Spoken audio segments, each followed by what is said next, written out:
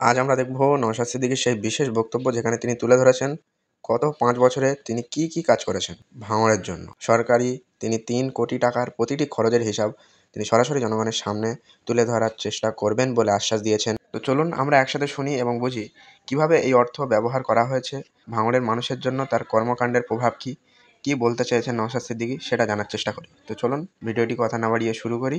যারা চ্যানেলে নতুন আছেন চ্যানেলটি অবশ্যই সাবস্ক্রাইব করবেন, ভিডিওটি ভালো লেগে থাকলে লাইক করবেন এবং আপনারা কোন বিধানসভা থেকে ভিডিওটি দেখছেন কমেন্টে অবশ্যই জানাবেন। আমি একটা ছোট্ট উদাহরণ দিচ্ছি। আমি কুকুর মানুষকে বলছি না বা ওনাদেরকেও বলছি না। কুকুর নাম নিলে ভাবে, বুঝতে পারছেন তো জ্বালা কি। যদি বলি কুকুর বিপদ, আমি তা অন্য প্রসঙ্গে এসেছি। কুকুর যদি মানুষকে কামড়ায়, মানুষ কি কুকুরকে ধরে কামড়াবে? এটা হতে পারে? আমি ওনাদেরকে এই উদাহরণটা দিয়ে ওনাদেরকে আমি কুকুর বলছি না, আমি বলা ক্লিয়ার করে রাখছি। তারপর আমি উদাহরণ হিসাবে বলছি। তাহলে আমাদের মানুষকে কি করতে হয়? পাগলা কুকুর দেখলে দুটো কাজ করতে হয়। কি করতে হয়? ওটাকে ধরে রেস্কিউ সেন্টারকে পাঠিয়ে দেওয়া, যে কুকুর পাগলা হয়ে গেছে, একে মেরে ফেলতে নাই। যেভাবে আমাদের অনেকে খোঁজ পাওয়া যায়, পাগলা হয়ে গেছে মেরে দাও, এটা উচিত না, এই কাজটা কেউ করবেন না। কুকুর পাগলা হয়েছে ধরে বা খবর দিন ডিপার্টমেন্টে, ওরা এসে তুলে নিয়ে চলে যাবে। তো আমাদের এখানে তাহলে আমাদেরও কাজ কি হবে? এড়িয়ে চলা, নিজেকে এড়িয়ে চলা, ফাঁদে পা না দেওয়া।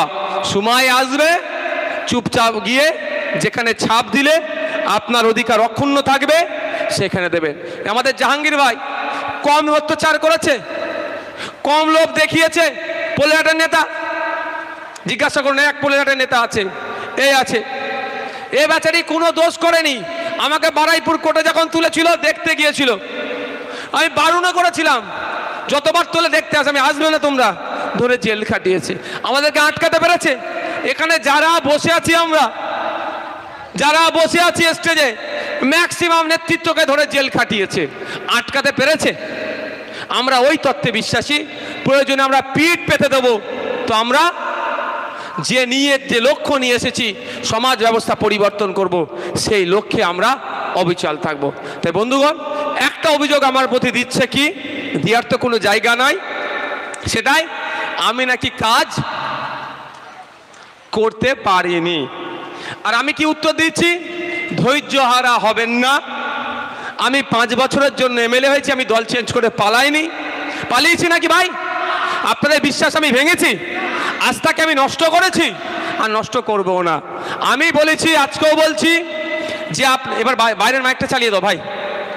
আমি আগেও বলেছি, আজকেও বলছি, কি আপনাদের 5 বছর শেষ হওয়ার সাথে সাথে বা 5 বছর শেষ হওয়ার পূর্বেই আমি এমএলএর পক্ষ থেকে যে কাজগুলো আমি করেছি, সেই হিসাব কোথায় করেছি তার অ্যাড্রেস লিখে প্রত্যেকটা বাড়িতে ভাঙড়ের পৌঁছে দেওয়ার আমি চেষ্টা করব।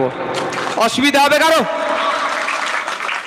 যে আমার আজকে সমালোচনা করছে, যে আমার নামে মিথ্যাচার করছে, আমাকে কালিমালিপ্ত করার চেষ্টা করছে, তার বাড়িতেও আমি কাগজ পৌঁছে দেবো।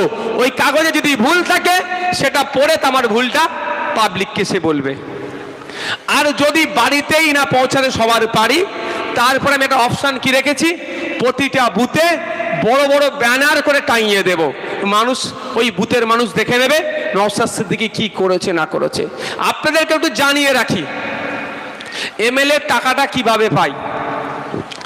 আগে একটা এমএলএ 5 বছরে 3 কোটি টাকা পেত। ক টাকা? 5 বছরে 3 কোটি টাকা খরচ করার জন্য পেত। সেটা বেড়ে এখন কত হয়েছে জানেন?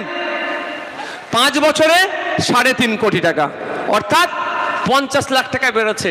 আর এই 50 লাখ টাকা 2011 থেকে 2023 বাড়েনি, 2023 এসে বেড়েছে। কার জন্য এই 50 লাখ টাকা বেড়েছে জানেন? ভাঙড়ের বিধায়কের জন্য, ভাঙড়ের মানুষের জন্য। অর্থাৎ ভাঙড়ের বিধায়ক আমি বিধানসভায় গিয়ে বলেছিলাম, প্রতি বছরে 2 কোটি টাকা করে একটা এমএলএকে খরচ করতে দেওয়া হোক। সেটা না শুনে মাত্র 10 লাখ টাকা বেরিয়েছে বছরে। কিন্তু বেড়েছে তো। এটা কার অবদান? ভাঙড়ের মানুষের অবদান। এটা ইতিহাসে লেখা থাকবে, এটা ইতিহাস। এবার আপনাদের বলি, 3 কোটি বলুন বা 3.5 কোটি, এই টাকাটা এমএলএ কি হাতে পায়? এটা জানতে হবে আপনাদের। এখানে একটা গেঁড়া কল আছে, বহুত বড় গেঁড়া কল। ওই বলছে না এমএলএ কাজ করতে পারেনি। আরে কাজ করতে তুমি তো দাওনি ভাই এতদিন আমাকে। আমি ভাঙড়ের দুটো পঞ্চায়েত সমিতির মাধ্যমে কাজ করতে চেয়েছিলাম, কাজও দিয়েছিলাম, ওরা আমার কাজ করেনি। 2 বছর ওরা নষ্ট করেছে আমার। ক বছর? সেই জন্য বাধ্য হয়ে আমি ছুটে গিয়েছিলাম নবান্নে, আপনারা দেখেছিলেন তো। যাক, ওই 3 কোটি বা 3.5 কোটি টাকা কি হয় আমাকে বলে দিতে হয়। ডিস্ট্রিক্ট প্ল্যানিং অফিসার বলে একটা অফিসার আছে জেলাতে, তাকে প্রস্তাব দিতে হয়। আমি প্রস্তাব দিলাম যে এইখানে এইখানে লাইটের দরকার, এখানে এখানে কলের দরকার, এখানে রাস্তার দরকার, যা যা ওই 3.5 কোটি 3 কোটির মধ্যে হয় সে প্রস্তাব আমি অলরেডি দিয়ে দিয়েছি। কতটা কাজ হয়েছে না হয়েছে আমি এখন বলবো না, ইচ্ছা করে আমি বলবো না। কিন্তু আমি আপনাদের বলে যাই যে আমার পিরিয়ডের যদি 5টা টাকা খরচ করতে বাকি থাকে, সেই 5 টাকাও আমি ঘর থেকে এনে ভাঙড়ের মানুষের হাতে তুলে দেবো। আর যদি 3 কোটি টাকাও কাজ করতে বাকি থাকে, আমি আমার বাড়ি থেকে 3 কোটি টাকা নিয়ে এসে আপনাদের হাতে তুলে দেবো। বুঝে আসছে আমি কি বলছি? একজন বিধায়কের টাকাটা খরচ করতে না পারা মানে বিধায়কের ব্যর্থতা বলবে। তাহলে আমি যদি ধরুন না 3 কোটি টাকা কাজ, আমি যদি 2,99,99,000 টাকার কাজ হয়ে গেছে, 1 টাকার কাজ বাকি থাকলো তো, সরি 1,000 টাকার কাজ বাকি থাকলো, তাহলে ওই 1,000 টাকা আপনাদের হাতে এনে তুলে দেবো। আর আমি যদি 1 টাকারও কাজ না করতে পারি, তাহলে পুরো 3 কোটি টাকায় থেকে যাচ্ছে। তাহলে ওই 3 কোটি টাকায় আপনাদের হাতে এনে তুলে দেবো। অসুবিধে কোথায়? সরকার সাহেবদের অসুবিধা হচ্ছে কেন বলেন তো? এই 3 কোটি থেকে আমি তো কাটমানি খেতে দিইনি, ওদের তো কাটমানি খাওয়া অভ্যাস, আমি কাটমানি খেতে দিইনি।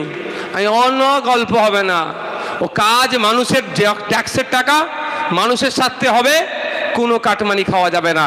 সেই জন্য আমার কাজ কিছুদিন আটকে রেখেছিল আর আমাকে ডিস্টার্ব করছিল। আমি আপনাদের বলবো, আমার প্রতি আপনাদের ভরসা আছে তো নাকি ভাই? 4.5 বছরে আমি 19খানা কেস খেয়ে গেছি।